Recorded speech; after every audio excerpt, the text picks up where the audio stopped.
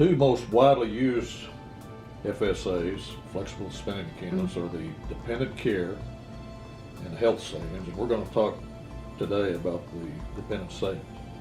What it simply amounts to is if your employer has such a plan available for the employees to use, you can go to human relations and say, I would like to contribute X amount of money to the FSA for this year. Let's say that's $200.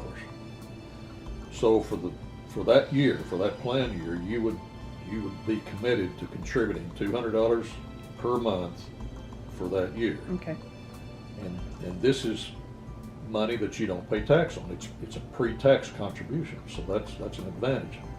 If your child's in a daycare, say 4 or 5 years old, or if it's in an after school less than 13 years, that is a qualified expense. And if you pay that, however you pay it, whether it's monthly or weekly or whatever, you can then go to the administrator of the FSA and say, here's what I've spent.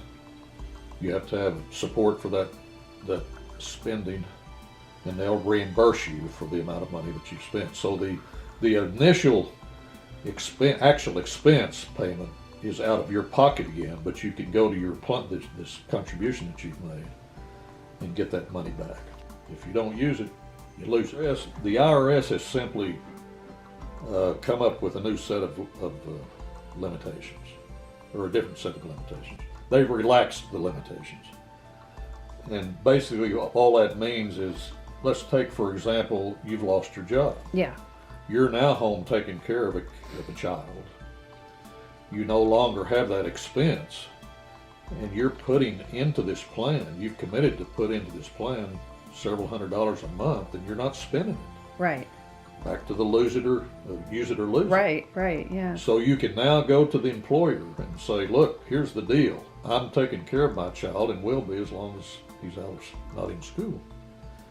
And they can offer you relief. Incidentally, the employer does not have to do this. They do not have to participate in this relaxing of the rules, if you will. Okay. But I can't imagine why they would not. Right. So basically, people who have these funds and have put a certain amount in to date, they need to figure out what they're going to do with that money that's sitting in there, even though they may be at home with their kids right now. That is correct. Okay. Let's say we didn't know the pandemic was here until March, let's say.